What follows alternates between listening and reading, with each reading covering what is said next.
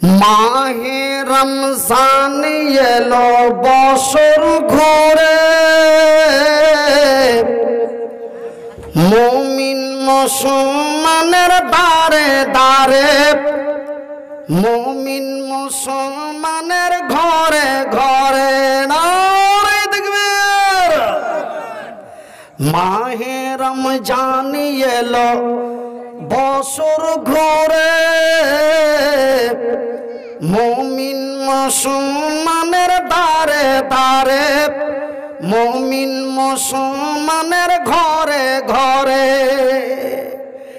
পাপী তাপী পাপী তাপী তোরা আইরে ছুটে, খোদার রহম তোরা লেরে লুটে, খোদার রহম তোরা লেরে লুটে। পাহাড় সমান পাহাড় সমান গুনহার বোঝা, দিবেন রহিম সবই ক্ষমা করে।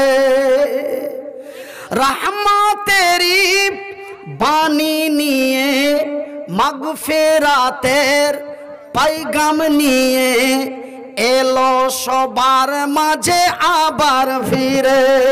আলহামদুলিল্লাহ বলেন। মাহে রমজান এলো বছর ঘুরে, মুমিন মুসলমানের দারে দারে, মুমিন মুসলমানের ঘরে ঘরে। রহমতেরি বাণী নিয়ে, মাগফিরাতের পাইগাম নিয়ে, এলো সবার মাঝে আবার ফিরে। গুনাহ মাপের এই তো সুযোগ, গুনাহ মাপের এই তো সুযোগ, খোদার প্রিয় হবার এই তো সুযোগ। আলহামদুলিল্লাহ বলেন।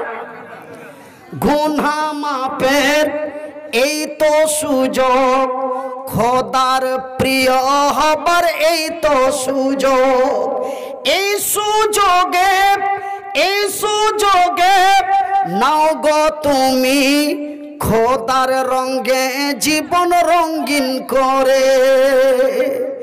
মাহে রমজান এলো বছর ঘুরে, মুমিন মুসলমানের দারে দারে, মুমিন মুসলমানের ঘরে ঘরে, মুমিন মুসলমানের ঘরে ঘরে। সম্মানিত আজকের সভার সভাপতি, আগত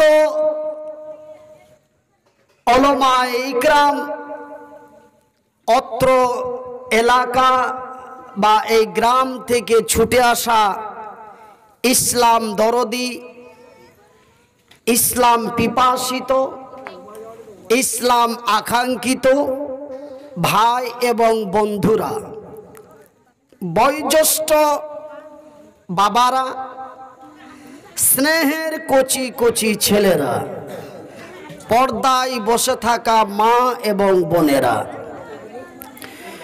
সর্বাগ্রে ওই মহান রব্বুল আলামিনের শুকরিয়া আদায় করি, যেই মহান স্রষ্টার অশেষ কৃপায়, যেই মহান স্রষ্টার অশেষ দয়ায় আমরা 36-37 ডিগ্রি হাই টেম্পারেচার উত্তপ্ত রৌদ্রে, এমনই গরমের মধ্য দিয়ে আমরা প্রায় 14 ঘন্টা ধরে অনাহার হয়ে এই রমজান মাসের রোজা রেখে কাজকর্ম করে নিজেকে অসুস্থ ক্লান্ত বোধ মনে না করে পুনরায় তারাবির নামাজ পড়ে এই একদিনই মহতি ইসলামী ধর্ম সভায় উপস্থিত হয়ে আল্লাহ ও তার রাসূলের বিধি বিধানের কথা শুনতেছি। তাই একবার মোহাব্বতের ভালোবাসা দিয়ে আমার আল্লাহর শুকরিয়া আদায় করে বলি আলহামদুলিল্লাহ। তারপরে পরে আমাদের ধর্মের গুরু, ধর্মের নেতা, দো জাহানের নবী, নবী মুহাম্মাদুর রাসূলুল্লাহ বলুন সাল্লাল্লাহু আলাইহি ওয়াসাল্লাম। আমার ভাইয়েরা, এই রমজান শ্যাম আমরা 11টা মাস পরে একটা মাস পাই। অনেকের ভাগ্যে জোটে, অনেকের ভাগ্যে তা জোটে না। এই মাস এমনই এক গুরুত্বপূর্ণ মাস, এবং এই মাসের যেই রোজা, যেমন আল্লাহ ও তার রাসূলের বিধি বিধানের মধ্যে অনেক কিছু ভাগ করা হয়েছে, 3টি ভাগে বিভক্ত রয়েছে।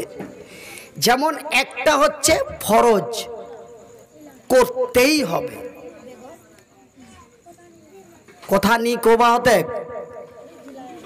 বুঝবা পারলে শোনে আর বুঝে, আর যদি বুঝবা নি পারিস তো ঘরে যা, ঘুমাই যা, লাভ বেশি হবে। এই খোকারা, তোরা দুইজন এখানে চলে আয়, উঠ। হ্যাঁ, এই তুই বস।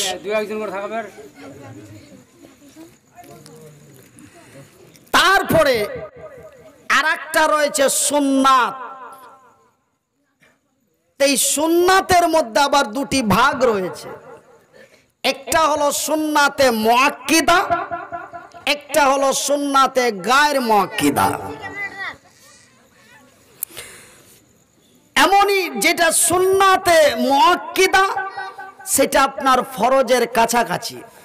যেমন জোহরের নামাজের পূর্বে আপনাকে 4 রাকাত সুন্নাত পড়তে হবে, এটা হচ্ছে সুন্নাতে মুআক্কিদা। তারপরে ফরজের 4 রাকাত নামাজ আদায় করার পরে আপনাকে 2 রাকাত নামাজ পড়তে হবে, এটাও সুন্নাতে মুআক্কিদা।